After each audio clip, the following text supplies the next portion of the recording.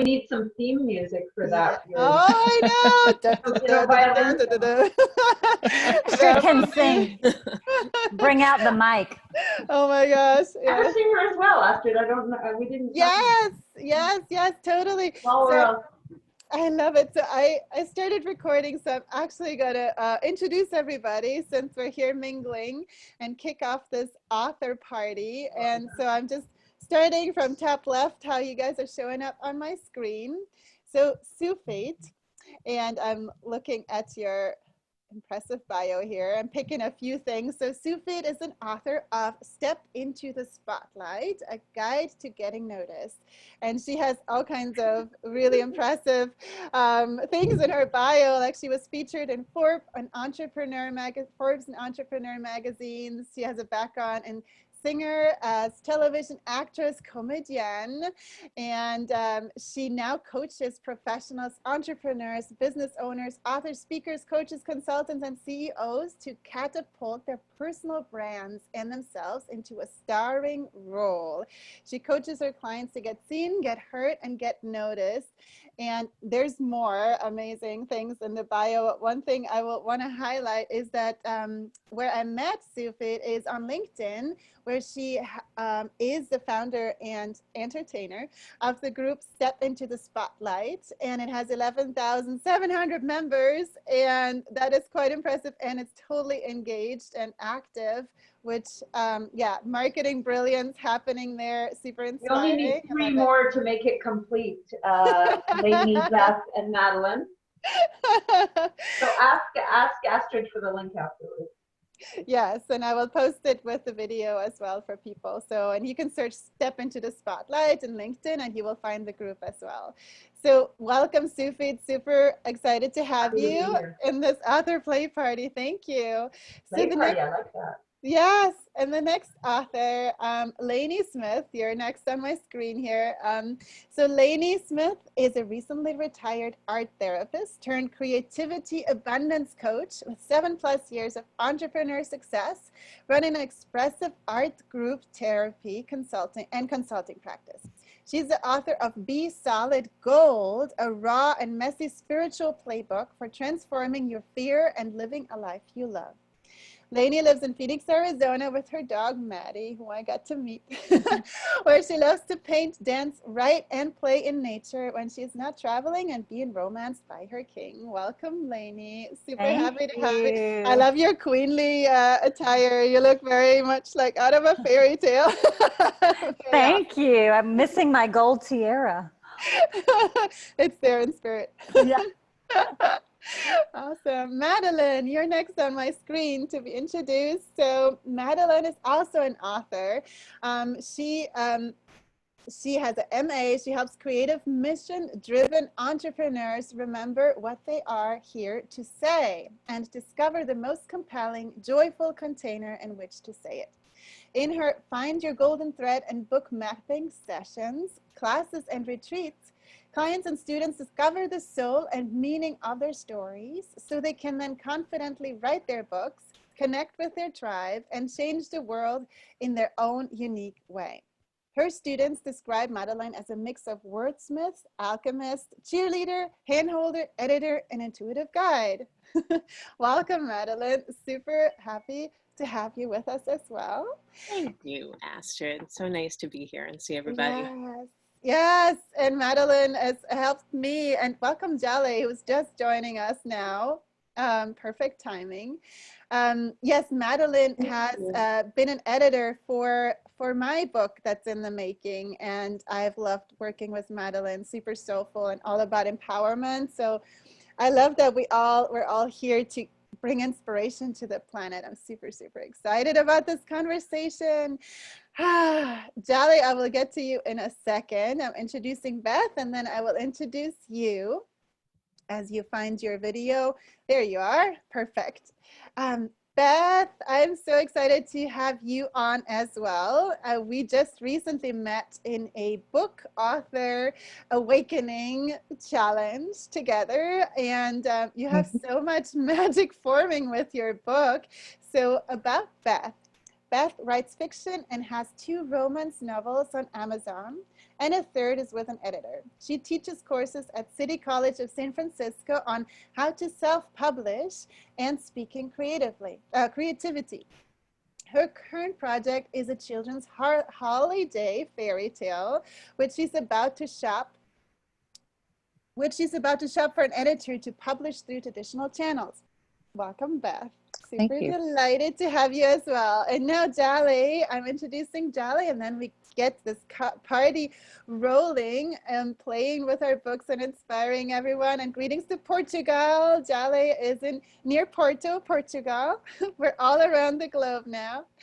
So about Jali, she is the founder and chief trainer for the Leadership Design Training Program, which empowers every service-driven leader and their team members to train, integrate, and embody their own leadership style, and work as a united team with all of the other leadership styles to elevate the culture and sustainability of the organization. She helps leaders stay in alignment with the heart so they don't burn out from the work that lights them up. Jali has an upcoming book that's in the making, and it's called Nourished by Diversity, and it dives into the true story of 9 heroic leaders who showed up throughout her life, who are also people of color, and who are the embodiment of each of the 9 service-driven leadership styles. They are the inspiration for her research and consulting work over the last 19 years. Jali has been one of my mentors as well, and just recently I had an amazing session about leadership, of what kind of leadership type am I, and that helped me so much. And so I'm so excited to have you on this call with all of us. Like, we're all bringing different facets to this call to inspire the planet. And so super briefly about me, I am inspired to inspire the planet. It's very simple. I have a background with brand magic, and I love seeing the good in people and seeing the potential that people have. And I'm especially lit up by world changers like all of you here on the call, and all of you who are watching. Like, we're all having unique gifts that we're bringing to the planet, and I love helping people do this while having fun and through portals of fun. And so I do parties and online gatherings that are playful, intuitive, creative like this, and magic ensues every time. So here we are. Awesome. So I want to kick off the call with one question to all of us and all the viewers. And I'm going to do this with a quick screen share where, so you guys can see this and tune in. Here's a share screen. And the question is, let me just pop to the right window here so I can actually see this. Yeah, 1 second, here it is. The question is, it's to get you inspired. So ask yourself, what do you desire right now? And this can be anything for your business or for your life. What's your biggest desire right now? And by asking that and putting that out there for yourself, and you can write this down or put it in the chat or in the comment, wherever you see this. By putting this out there right now, you're actually setting the intention that you will find magical gems in this call that will help you with those desires to make them a reality. That's how intuition works. That's how the universe works. When we claim something that we want, things start showing up. So get ready for a magical call that I'm now kicking off as we are playing with our books. And then after we're playing with the books, there will be just 2 more questions to inspire you as a takeaway. So stay with us for the call. Also to get connected to all the authors that are on the call right now to see like where you can learn more about them and get the full gist. But as always, follow your intuition. So if you feel the call to leave, of course, that is also at your discretion. So I am gonna see, okay, I got the number 3. I'm scrolling to who that is to kick off that Madeline, that is Madeline, to kick off the book party. So let's pick a number for your book that we can dive into your book, and you get to scroll. You can actually do that if you want to just scroll with it, or pick a number that you're inspired to, like intuitively land somewhere. Point Okay. your finger and then say, what are you looking at? And what does that mean to you? And kick off the conversation like that. Okay. Okay. So does it have to do with what do we desire, or It doesn't, and just intuitively, and then okay. just say what it means to you. There's no script to this. Yeah, just go with what comes up. Okay. Let me see. Okay. And then how we're gonna play is like, you get to share what it means to you, Madeline, and then all of us, we can like if one of us gets lit up to speak to that subject, we can say like, yes, I'll be next, and then we can say our view on whatever came up from your book, and then that person can play with their book. So we're playing ping pong with the books. Does that make sense? Yes. Yes. Cool. Okay, this is I opened up to, this is a book called Be More You that is almost done, and it's about it's kind of an ABCs of storytelling for people who have their own coaching system or their own business and want to find 26 ways to kind of dive into their story. And here is a little bit, I'll just read a couple sentences from M is for memory. My mother's memory is fading, or the memory of her life after age 10 is fading. A particular slice of her life seems to occupy the majority of her brain. I call the part Arundel. It's a place on the Chesapeake Bay where her family spent summers. All those memories are familiar because she has told the stories so many times. They are grooves in her brain, like tire ruts on a dirt road you drove every day for 50 years. But the thing about those stories, they don't move me. It's because, and it's not because I've heard them a lot, it's something else. What does it take for one person's memory to be moving to someone else? How can some people share a story that guts us and moves us to tears, and others share a story that might be emotional, but we don't feel it? Oh. Ooh, that's super cool. So what does that inspire you to, Madeline, that it showed up right now? Well, so I guess for right now, my mail is beeping, sorry about that. I feel like we're in this amazing time that we're gonna forget, like this rich, incredible time. I feel like we have an obligation to capture it. All of us who have our own very unique lens on what we're thinking about and dreaming about and doing. So I feel like it's so important, especially right now in history, to capture what we are seeing through our lens. I love the call, and I'm totally hearing it like, yes, let's finish my book. Get it out there. Yes, I love it. And then it will reach more people, and then intuitively connect with, like, wherever it's meant to go, it will inspire the planet. I love that. Putting it out there, yes. Yeah. Yes. Thank you, Madeline. Who's inspired to speak to this? Like, who had ooh. I'm just curious about why your mother's stories up to the age of 10 don't move you, because I was moved even by the idea of your mother's stories without even hearing them. Well, I explained that a little bit more, and it's her, I feel like we have some mother-daughter stuff going on probably, so there's that.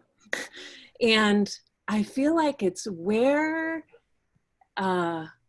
how the teller interacts with the listener is such a key part. Right. And sometimes that can be really missing from storytelling. So that's kind of what this, it's a little more into, but thank you for saying that. Yeah. Well, I guess the reason that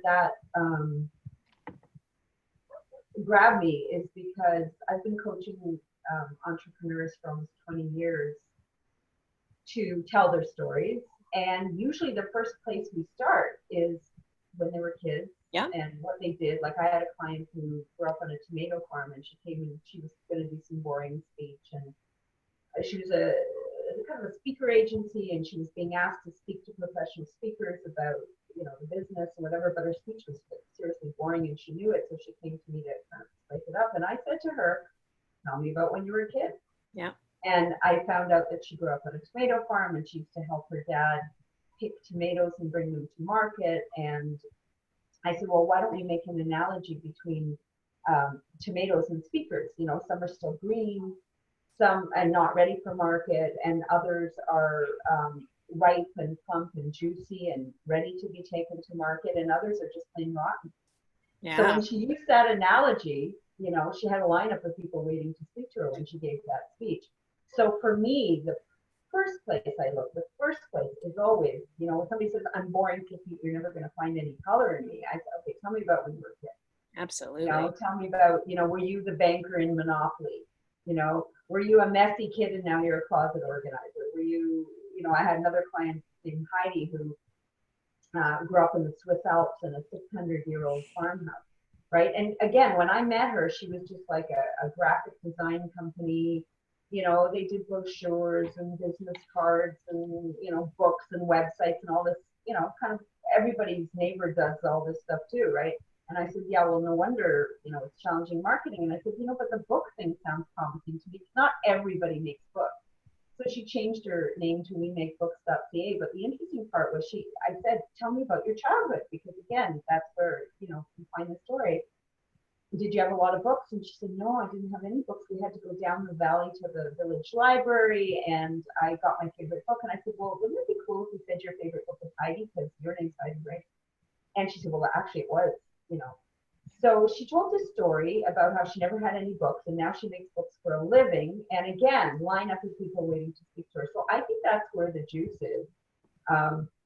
Finding your story. But you're right, Madeline, it's also about how you tell it, because if you tell it, you know, in a boring, matter-of-fact way, without any color, without any flavor, without any emotion, it's not like an old hard winter tomato. Yeah. And I would say to the mother-daughter issues, like it can actually be the inverse too. If someone is like highly dramatic and overly emotional, and it sounds like it would be a really good story that you could connect to, but there's something in them that hasn't, I don't know, been fully tended to, it can also push you away. Like there's space where this story that could be really beautiful and connecting, and you are a little bit repulsed by, so then you don't want to be in someone's story, right? There's that ego driven piece. So story is like, it's on both edges for me. Mississippi is in the house. I don't know why I thought Europe before. I heard it now. Love it. All the angles. So fascinating. Sufi, do you want to play with your book and pick intuitively a page, since you picked up the ball? It's interesting that you should mention this, Astrid, because when I don't know if you guys remember this far back. It was about 3.5 weeks ago. We used to be able to go out actually in public and meet people. And when I used to do that and they used to buy my book, I would tell them always, go home tonight, before you go to, even if I met them at 9 o'clock at night, go home tonight and open the book randomly to any page. I've said this since the book came out, Astrid, since the book came out. That is so cool. So you may or may not have to pay me royalties on this whole idea of yours. But anyway, so I'd say take it home randomly, open the book to any page, read at least one page, and then whatever you do after that is up to you, right? But just promise me the one page. And the reason I did that is because I know that people will take a book home and it can sit for 10 years on their shelf and they never open it. But I also know that if they open it randomly and read any page, they will not put it down. And I've had people the next day say, yeah, I opened it at 9 o'clock and I finished it at 3 a.m. Wow. So I'm going to open it randomly to any page. Okay, I love it. This is page,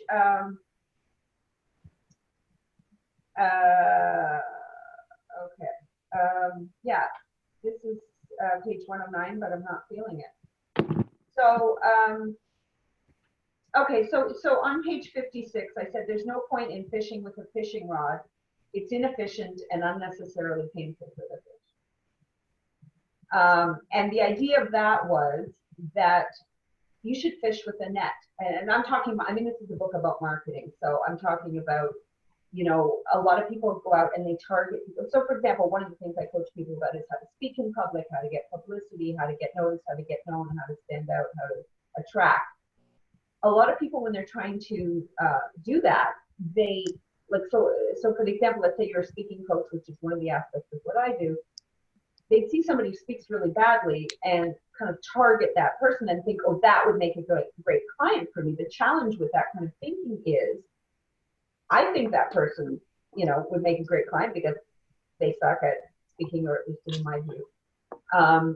But that person doesn't see it that way. And so when I started my business, I had it all wrong. What in fact ended up happening is some of the best speakers ended up becoming my clients, people who have been professional speakers for 20 years, because they recognized that they could learn to add humor, that they could learn to add color, that they could learn to add flavor, that they could add some marketing. They recognized something that I didn't recognize. So me fishing with a fishing rod, which is what it says on page 56, randomly open, I was mistaken, you know, in that view that I should go out and hunt, kind of. And I said, no, you put out a net and let people self-select, let them swim into your net. And then you toss a few back that you don't want. And whatever remains, invite you to the wedding.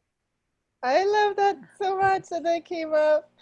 I'm going to say something real quick just because I'm inspired to right away, and then I'll give the word to you, Sufit, if there's something more. So I'm role modeling this right now with this call because I just changed my marketing like to the stand back approach. And I have done a lot of this, like, okay, who's my ideal audience and like who needs me? And then also because when you're like, you want to help people and you see that people can use this, it's kind of like the rescue approach, which actually doesn't help. Like, people don't need to be rescued. We don't want to be rescued. So why do we do it to other people? So I shifted it to like a call like this that just recently happened in the last few days, this whole awareness of like, no, I'm simply being me and showing up and creating spaces and experiences, and then people can come in. So this is an example of a net right here. Somebody feels yes, and it's also interesting what you just said about people don't want necessarily to be, I mean, they do, but they, you know, one of my mentors said that people are kind of like walking around with their umbilical cord in their hand, looking for a place to plug it in. I think he heard that from his mentor.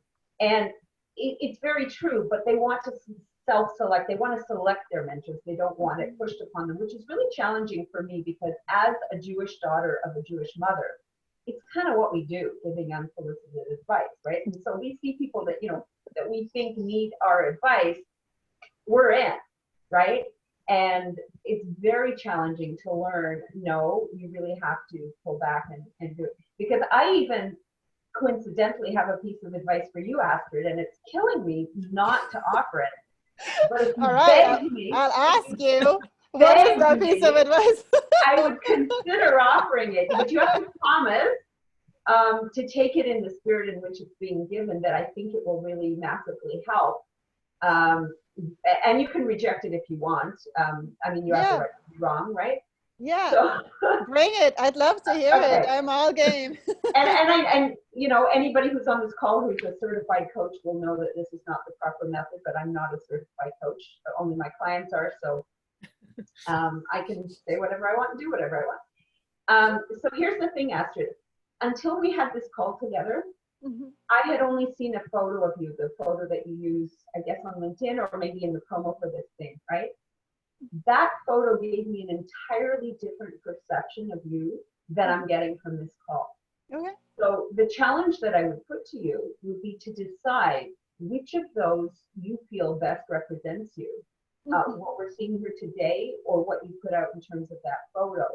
And sort of kind of to make a decision, you know, we don't put all of ourselves out there. You know, we have private selves and public selves, and sometimes they're integrated and sometimes they're not, and sometimes they're you know, for a narrow, well-positioned audience, and sometimes they're for a broader audience. And so all of those things, taking all of those into consideration, I would just suggest to you that you look at that picture and you look at this picture and decide which of those best represents the way you want to be represented in public, in terms of your, you know, if you're representing yourself in terms of attracting clients and as a leader, as a mentor, whatever it is that you do. Yeah, that's really cool. Thank you for the reflection. And I feel that's really a fascinating point to ponder for all of us as we put ourselves into the spotlight, to use your title on the book. It is really like, That'll be $10. Say what? That'll be $10 trademark. Yeah. It's and this is like the brand consistency also, like that we're, I feel like, always aligned with who we are and what feels true, and showing up with that. And then that's how I see, like, it creates consistency. And because we're also growing and morphing, like, I am actually giving myself permission to imperfection, and to, like, when something lights me up, I run with it, even if it's not perfect. I'm like, boom, like, it makes even this. But I hear you. I am all about the imperfection. In fact, I put on my best Justin Bieber hoodie for this call. And you know, it's funny, I was on a Zoom call. We had a family games night with me. I had 4 daughters. So 4 daughters, 2 boyfriends, theirs, not mine. And all of a sudden, my youngest daughter says, "Mommy, you're wearing my hoodie, this one, from grade 8. Wow. So I didn't know. I mean, it was in my closet. I wore it, right? So anyway. That's a cool celebration on its own. I love it. And that's an interesting thing that you brought that up, because that's you wearing a skin of somebody else or something else, and you didn't even notice, and it felt comfortable. It's almost like it's an analogy of the same thing. It's fascinating. It's good to be curious and look at our brand from the outside, and stay curious, and, like, does it feel right and true, and keep morphing into the truth always. I love that inspiration. Thank you. Who wants to play next with their book, or anybody wants to speak to what came up just now? Just go for it. Otherwise, well, I love the whole part about the fishing. Don't fish with a rod, fish with a net. And I think what is resonating for me right now is that I really have tried to do a lot myself. You know, I've self-published my first 2 books. I teach a workshop on how to self-publish. A lot of it, I'm like taking all those steps and holding on to them. And what I realized is that there's a lot of power in reaching out and accepting help from other people. So in a sense, the way that I took this was, I need to cast my net wider and accept help and assistance from other people that have stronger skill sets in the areas where then I need them. Like for this particular book and that I'm working on, it needs an illustrator. So obviously I could do little stick figures and have it illustrated, or I can be true to the fact that I know I'm not that type of artist. I'm a different creative, and seek someone that can help me find that illustrator. So that's what I took from what you were saying from the book. Yes, you're very welcome to come to that community that Astrid was talking about, the 11,700 people, and post a question and just say, "I'm looking for an illustrator. What do you got?" Right? We probably have illustrators in the group, and if we don't, we have, like, probably of those 11,000 people, I'm sure 2,000 or 3,000 of them are authors. So some of them probably, I don't know, I don't do a census or anything, but I mean, it's a group of authors, speakers, coaches, experts, influencers, media. I mean, it's a group of people like us. So you can come to that group, and there's no self-promo, no nothing. You just ask a one-line question, you know, looking for an illustrator for my book, you know, anybody. That might help you. It's interesting that we have that in common. I also teach people to write books. Yeah, we have a lot of that here. Not necessarily. Yeah, that's awesome. Thanks for that resource, Supit. That's really awesome to know. Yes, the group is called Step Into the Spotlight in LinkedIn, everybody. You can find it there. Baz, do you want to roll with your book and intuitively scroll somewhere and see what shows up and throw it into the conversation? Okay, let's see. I was going to pick one of the books I've already published, but then Astrid asked me to use the manuscript that I'm editing, right? Oh, no. You pick whichever one calls you. It's all good. Whichever one speaks. If another one calls you more, go with that one. Intuition Well, rules. I would have to like get up and go over to the bookcase. Okay, Um, do it. all right. Well, all right, everyone here. Cue getting up Do you music. see the cat on my lap? I Anyway, love it. anyway, Gotcha. you know what? I will take a book that is with arm's reach. Here we go. Okay, And I sure. love this book. I Do use it. this for bibliomancy all the time. It's Robert Moss's The Three Only Things. Tapping into the power of dreams, coincidence, and imagination. And I just love this book. And Love it. so I'm going to just stop and pick this right here. Put in your question to the world, which just aligns perfectly with going to the LinkedIn and posing my question to the world. So here's another story about provoking an answer from the world. And then it goes on to tell her a story that I won't read the whole thing because it's about 3 pages. But I think that header is like absolutely perfect. Putting your question to the world.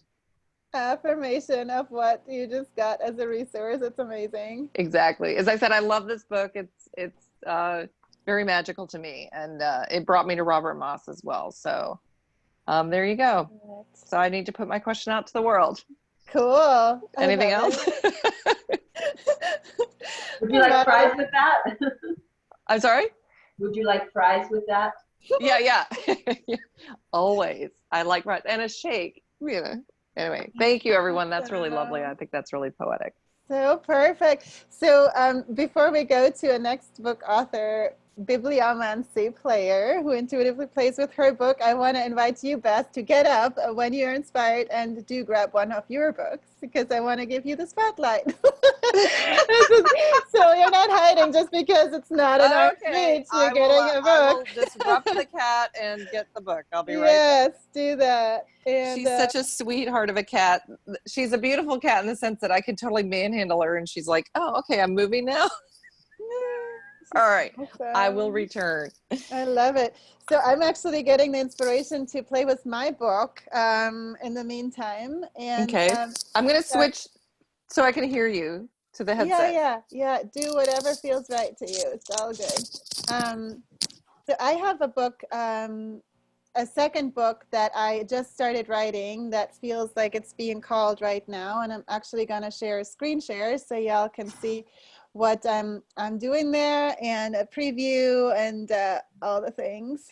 So this is my manuscript that is in the making. The book is called Stepping into Your Crown, Moving from Princess to Queen and Making Your Impact in the World. And that's going to be a super exclusive book, actually not published to the planet, but published in individual pieces as I work with selective leaders that I feel called to work with. And they will get their own personalized version of this book, kind of as a grimoire of their inner queen. So it's all about awakening their inner diamond. So I am going to scroll in the book as you guys are watching. I'm closing my eyes and like seeing where we're going to land here and see where we're at right now. Okay. All right. So that's funny. I didn't go very far. I landed on the introduction and not the introduction, the index of the book. And what it says here is find your own queen manifesting formula. Create your own manifesting blueprint and find your own magical powers. Land your own dream clients and other dreams and desires. And so I'll say what comes up for me from this, and then I'll throw the ball in to whoever wants to pick it up to speak to this and then play with their book. So for me, what comes up is that in my experience, like we all have our own unique way of doing things. Like I've been in so many programs and with coaches that teach like guru style that go like, oh, you got to use this and you got to do it this way. And that's the only way and stuff. And what I found for myself is like, it's always intuition first and really listening to how we tick and how we're operating and what our zones of genius are and what lights us up. Like for me, everything, and I believe that's inherently true for everybody, even though some people might disagree. I believe that we have to follow what lights us up, and that will be our unique way of doing things. It's like me with this call. That's like, I didn't see that in a script somewhere that I have to run author calls and play with bibliomancy, that kind of thing. But they came from intuition, and actually turned into an organic way of putting myself out there and making myself seen, and people can see me and come work with me from this as they're inspired to. So that's what came up for me. So I'm throwing that in. Who feels inspired to speak to this and then play with their book? And you can also speak if you already played with your book. Go ahead. Yeah, I'll chime in because I feel very much aligned. You and I have a lot of creative resonance and overlaps, and that's why, you know, I end up on all your party calls. I like to party. So just in hearing that, I think what rings true for me in this moment is that all of those kind of, like you alluded to, the guru style is there's systems, right? There's systems that worked for that person, and then that person felt inspired to teach it for those people that really do crave the systems. And I think what you and I have so much in common is that we thrive in the opposite of those systems. And so it's having full creative freedom that allows us to create our own magical way and our own system. And it's for those innovative leaders that are called to break out of the systems and kind of like disrupt the current status quo so that they can innovate and they can create something new. And it's kind of like the piano, right? You need to learn the keys to learn what you want to create that's new. So those guru style programs, I know you and I've shared some of those. And so it's been incredible to do them so that we could treat it like a buffet, take what works. Yes. Like take the green beans, take the mashed potatoes, leave the macaroni salad, whatever, like really find your own way of doing things. And what's fantastic about that, and what I see so important about that, specifically at this time, like as we're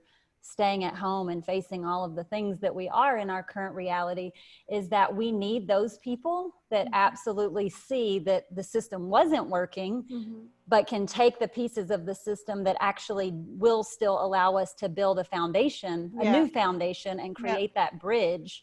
So for me, I feel like the work that you do, the work that I do, all of us do, like really thinking out of the box is so important and so crucial at this very critical time in our reality.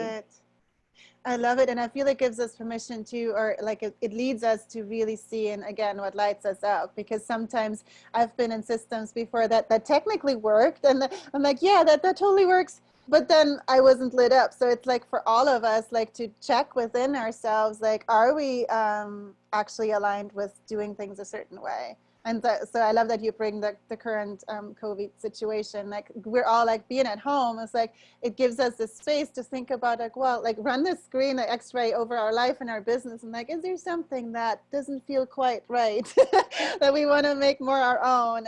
And or is there something we haven't done at all and hid away just because we've been in a system that works? There's all kinds of. Thank you, Lainey. Yeah. You want to play with your book? Sure. Yeah. I just want to say, like, that point that you landed on really resonates so true for me, like how much opportunity we have right now in everything that we are faced with. Like there's just so much opportunity in it. And it really, like, that's what lights me up. When you talk about what lights you up, it's like looking and seeing the opportunity and what other people may see as problem. And I just want to give a shout out to Jale, because she was on a call with me yesterday that like really highlighted that and reminded me of that. So, okay. So my book, Be Solid Gold, is the raw and messy spiritual playbook for transforming your fear and living a life you love. And this is actually the only printed one, because I published early, even though it wasn't 100% done. Like the back doesn't, it just says play with me. And I published it for me because I was closing one chapter of my life. I had been a group therapy owner and consultant for the past 7 years, and I wanted to move on to the next chapter of my life.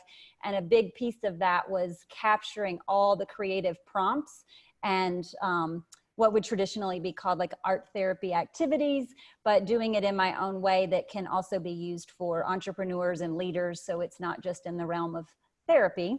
So it felt really important to get that in a published form for myself to go through and make revisions while I was in this transition space between what my life had been and what it is becoming. So this went with me to Bali, and we just got back, and we're just now getting those revisions into like the computer format. So it might take me an extra minute. I will play with this book to get the page number. So I want to invite anybody that feels inspired to play with this book to give me a number, first number that comes to mind. 77. Okay. I was thinking of the number 77. Yeah, I was thinking of That is so 57. That is totally crazy. sevens are in the house. Okay. So Really, Jelly? I'm like, what? So super aligned with the conversation. The chapter is carve space for what lights you up. How lit up by your life are you right now? How turned on are you by the life you have or are creating? Does it feel like a 10 out of 10 with 10 being on fire? Close your eyes here. Scan your body. It will tell you. So I feel inspired to invite everyone watching the call to do that, and even us on the call to just take a moment and to really tune into that number. And then just document, keep in mind your number. It says, if it's not a 10 out of 10, we've got some work in quotes to do. But guess what? It doesn't have to be hard. It can be as light as you let it. Remember my motto in writing this book. How easy can I let it be? And while I get that sounds a bit fluffy, I'm not saying only to do what is easy. What I'm saying is that it is your mind that creates the hardship, and ease comes from both non-attachment and non-resistance to what is and what is required in living in alignment with your truest self. So there we go. While you were reading that, Lainey, I picked up my book because the very last page of my book, the part that's, I don't know if you can see it.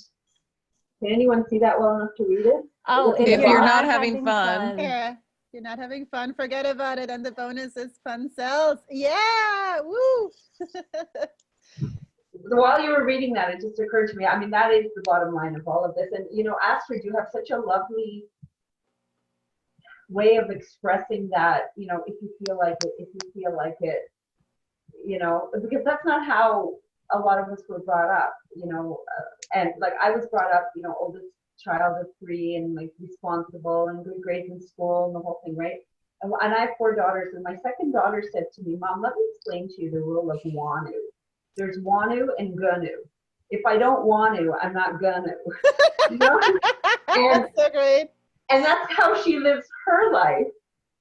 And, even though I don't 100% agree with that, I think I think the real sweet spot is halfway between the way I was and the way she is, like sort of that where I have to move more to the Wanu Ganu model, which is why I'm wearing flip-flops right now and, been working from home for years and, don't, for example, and this is related to what you were just reading, Lainey, I think, because for me, it just makes me think about freedom, and freedom lights me up. In fact, when you read that expression at the beginning after the first word, I thought it was freedom.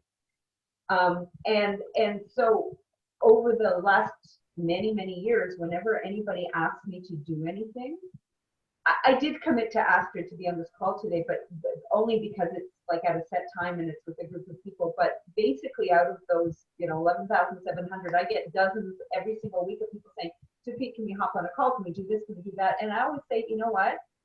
Send me a note when you want to, and I'll see if I feel like I don't say it exactly like that because it sounds kind of whatever.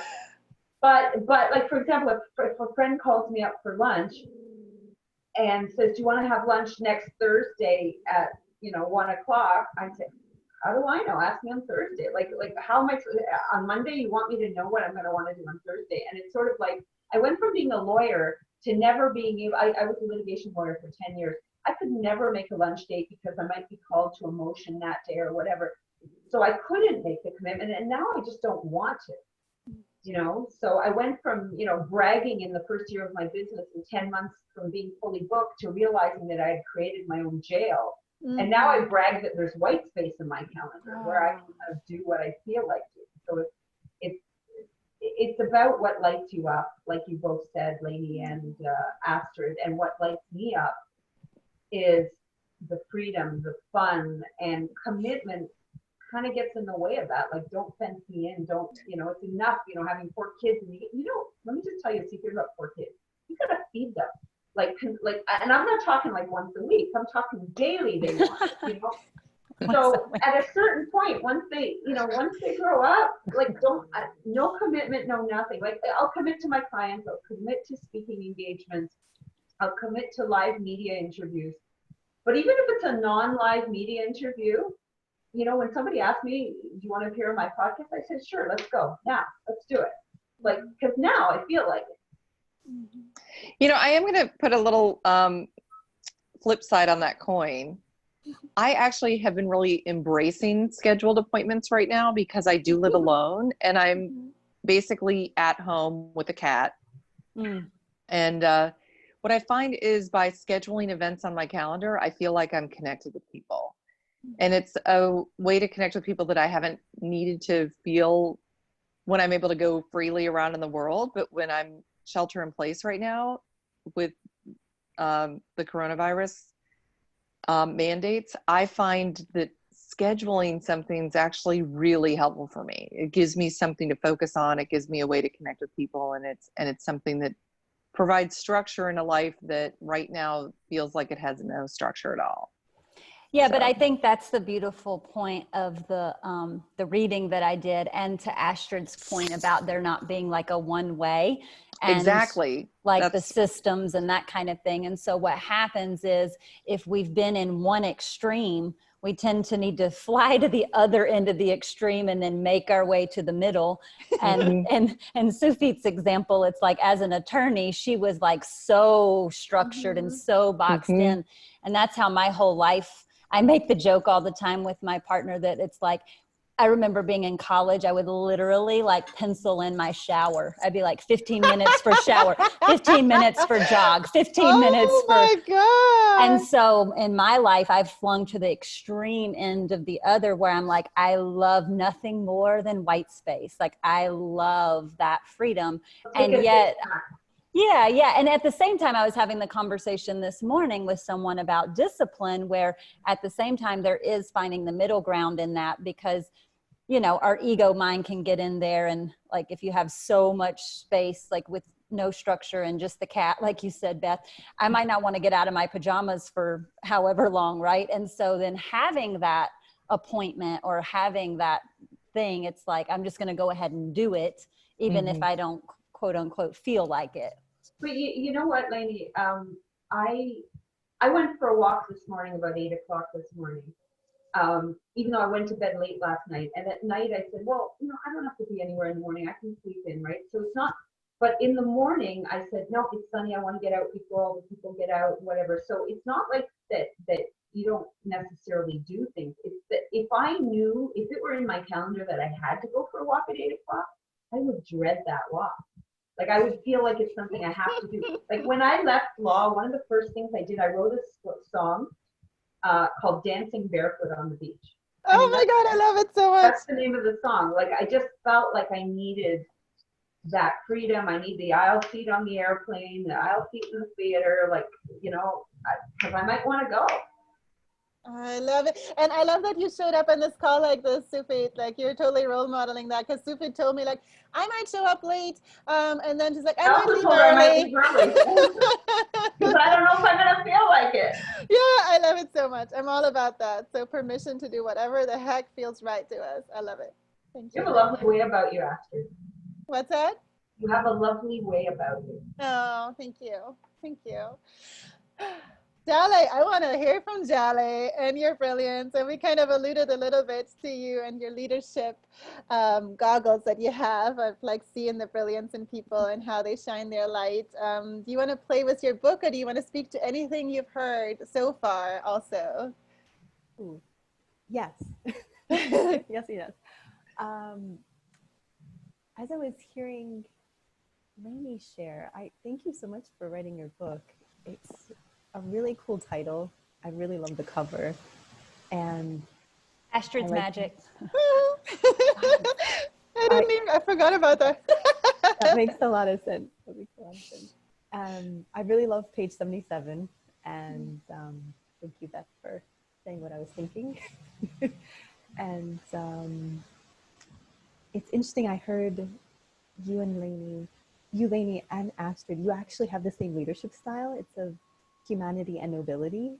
And so as your leadership language is this expression of helping to activate and notice where there is room for humanity to expand more into its capacity for nobility, for its potential to come into form.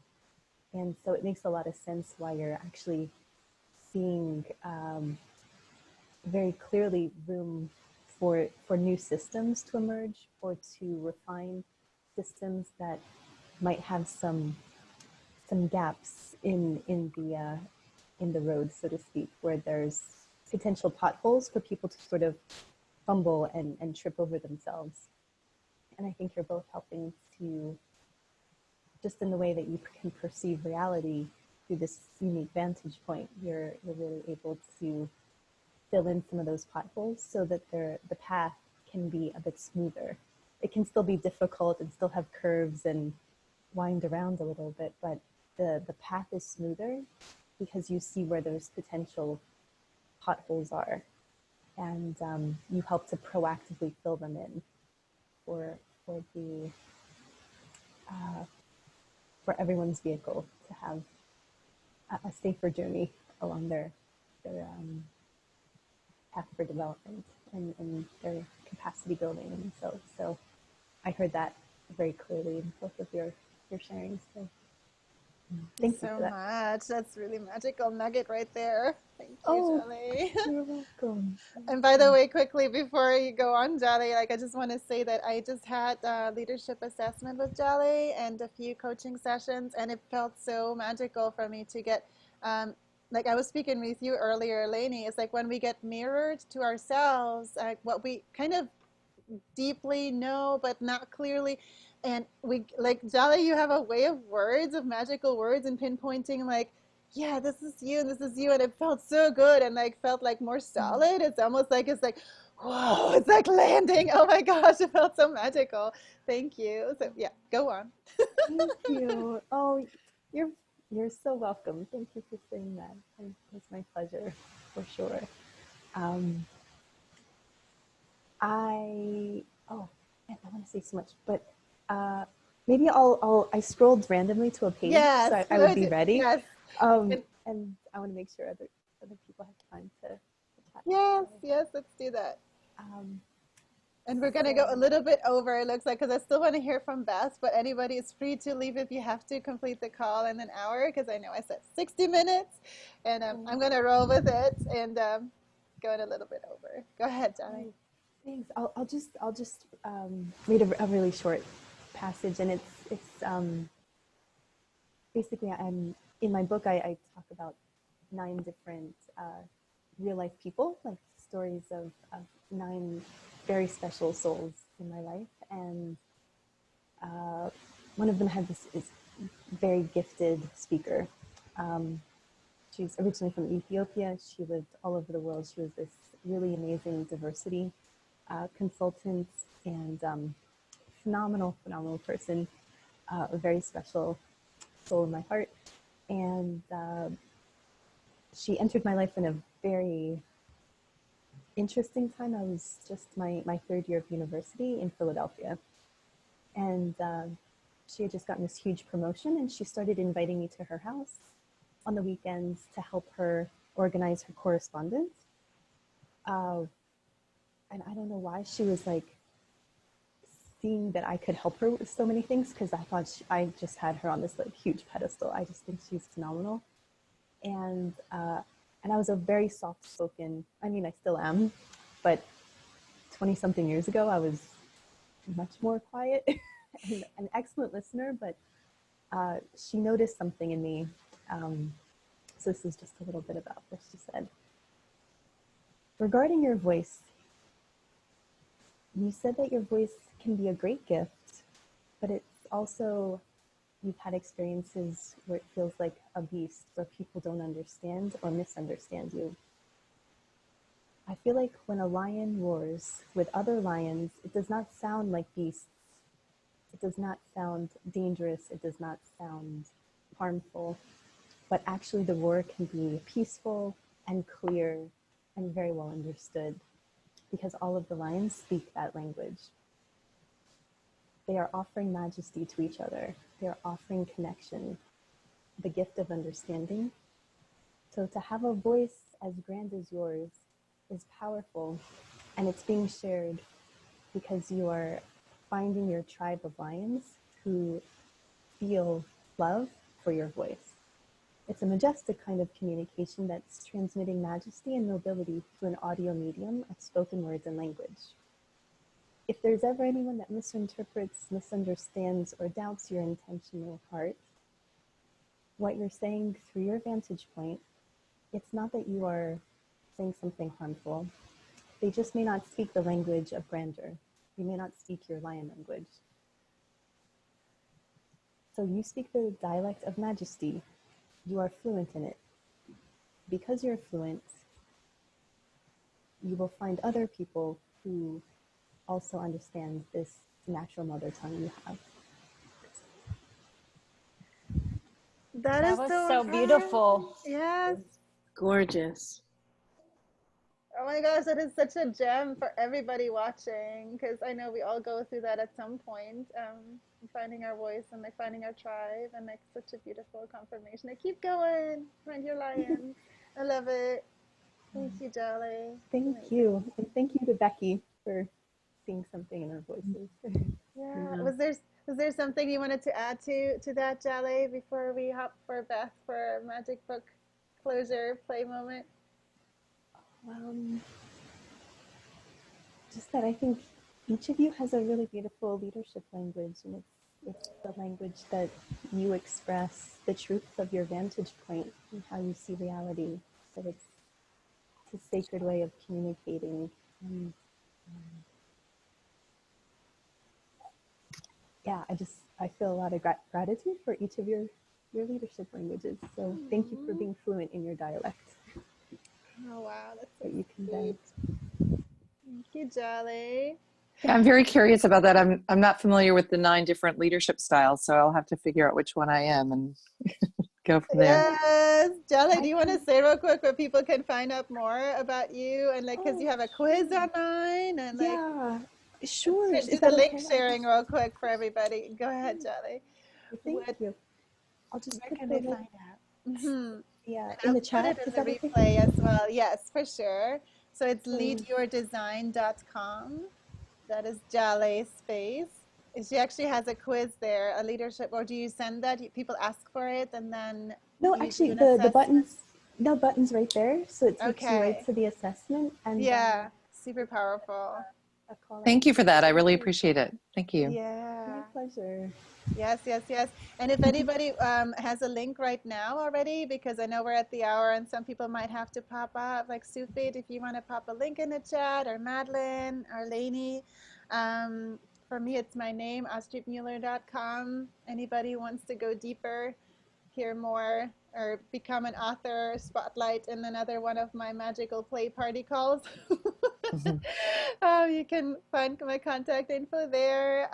Madeline says it's in the right place, like right as in writing, right in the right place.com. And for Sufit, it is the LinkedIn group that she has. Hang on one second. So it's on LinkedIn.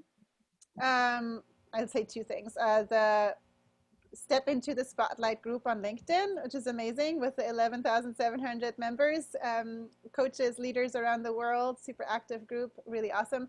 And then her website is spotlightgroup.biz. Thank you for that, Sufit. No, actually, the link spotlightgroup.biz is the link to the LinkedIn group. Perfect. That's not my website. It's not my website. Perfect. Okay, I did give another link where people can get free tips on how to stand out in 30 seconds. Okay, cool. Yeah, you can share that as well, and then I can put it in the replay and everything. That's awesome. Thank you. And for Lainey, it's LaineySmithCoaching.com. Perfect. So we got the links out there. Perfect. Awesome. Beth, let's play with your book as a bonus play. Okay. Well, I pulled up my one book. It's called Active Love. It's a romance novel. I publish it under a pen name. And I open it up and it says, Cleo stretched happily like a cat. She would have been purring if she'd been able. She was curled up in bed with the sunlight shining in the window. Oh my gosh, I love that so much. That sounds like the perfect closure scene. I was laughing when we were talking about the lion's roar, and I'm like, we're going to end this with the purring cat. I thought it was actually very poetic in a way. Before you end, I was curious where the sunshine was coming through the window in Madeline's. I've been staring at your background there, and I see sun shining through. Where is that coming? Where is that? Where is the sun coming? Oh. Where am I looking at when I see your view? In the house, it's the window in the living room. Right, but you're Mount Hood area, right? And I'm in Oregon. Okay. It's a rare sunny day in Oregon. It's so amazing. At Madeline's space, it looks like it's a part of a castle where you're like in a tower built out of wood, and you're like this queen castle. That's what it looks like to me. No, to me, it looks like Colorado in the mountains with the sun coming in. Oh my gosh. Okay. Smaller version. I love it so much. So before I close, I have a question for the viewers and then for all of you guys on this call here. So first I want to ask everybody to take a moment, and you can pause the replay as you watch this. What is your biggest profundity takeaway? And what I mean by that is like profundity, like something that was profound, but also there's a concept of fun in this call, right?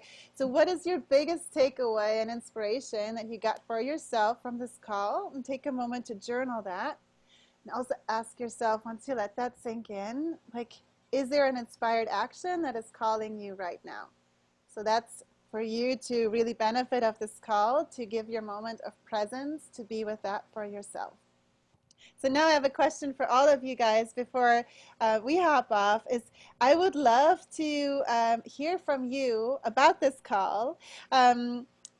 What else is there that you'd like to see? Did you see a benefit in this? Did you enjoy this? Is there a suggestion of something that you would like to see that I incorporate in calls like this? Something I can make it better, magic wand wish, whatever comes up to you, or anything you appreciated, I would love to hear from you. Now, whoever wants to speak. I loved the bibliomancy, and hearing from everybody's book was really beautiful.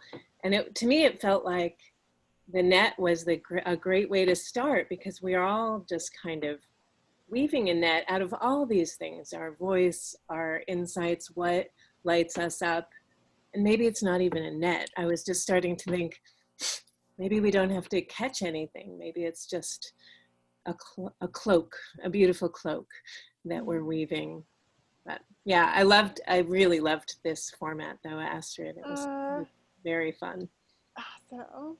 Thank you so much.